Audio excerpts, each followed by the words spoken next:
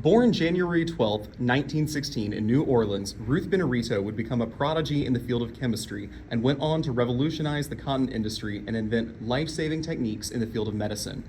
Beginning college at the age of 15, she would eventually hold 50-plus patents and receive multiple awards such as the Federal Woman Award, Southern Chemist Award, and be inducted into the National Inventors Hall of Fame. She passed away on October 5, 2013 at the age of 97. Ruth Benerito was an American textiles chemist who made considerable contributions to her field throughout the 20th century. She was lucky enough to be born into a family that was very supportive of women's empowerment for the time, which helped set her up for a life of success and support that she may not have had otherwise. Benerito was a prodigy entering college at Tulane University when she was 15 years old.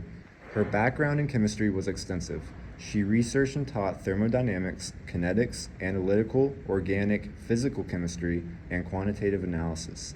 After earning her degree in chemistry, she went on to work for the USDA's Southern Regional Research Laboratory, studying and learning about fat emulsion techniques. She took this job during the time around the Korean War, and her work would go on to help with the field treatment of wounded soldiers. Following her work with wrinkle-free, stain-resistant cotton, Benerito eventually went on to become the research leader within the lab's Natural Polymers division. She held the position for 27 years before finally moving on to retirement. Even still, she couldn't just sit around, choosing to then teach for another 11 years at the University of New Orleans until she was 81 years old. After her second retirement, she enjoyed another 16 years of living to be 97 years old. While working for the USDA, Benerito's studies of fat emulsions led to the discovery of a technique to intravenously administer fat to sick patients. This technique would also be used during the Korean War to give life-saving treatment to severely wounded soldiers that were unable to eat. Still used today, this discovery has saved countless lives. Benerito's greatest accomplishment in the world of chemistry was the development of wrinkle-free cotton. During the World War II era, synthetic fibers like polyester and nylon were developed and took the U.S. market by storm. As such, many consumers started choosing these synthetic fabrics over cotton due to their distinct advantages. Most notably, they're resistant to wrinkles. While most techniques for treating cotton fibers to make them stain-resistant and wrinkle-free involved polymer coatings or sprays, Benerito utilized monobasic acid chlorides in treating cotton fibers to allow them to be wrinkle-resistant as well as stain-resistant. Chemically speaking, this process involved a cross-linking agent, which chemically binds the cotton fibers, which were already polymerized to a degree.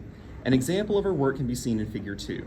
In Figure 2, you'll see the structure of the cellulose in cotton showing the cross-linking agent DMDHEU. The cross-linking agent dimethylol dihydroxyethylene urea is capable of forming tight covalent bonds with cellulose, resulting in a wrinkle-resistant fabric. Her developments are considered by the commercial textile producers industry to have saved the entire cotton industry.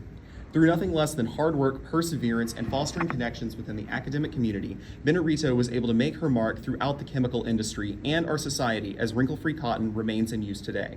In addition to these accomplishments, she earned herself an array of awards throughout her lifetime. Some of these awards include the 1964 USDA Distinguished Service Award, the 1968 Federal Women Award, the 1984 Women of Achievement at the World's Fair Award, and got herself an induction in 2008 to the National Inventors Hall of Fame. Benerito's work is considered the foundation for the modern cotton treatment process. Her work with polymers has been used to develop wood treatment techniques as well as new types of epoxies and resins. Benerito's work with polymers and cross-linkages paved the way for simple solutions to complex issues within physical chemistry.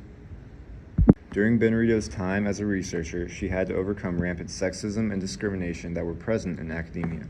In 1953, she became so tired of the wage discrimination that she was facing as a researcher and began to work at the Southern Regional Research Center and continued to work there for the remainder of her career.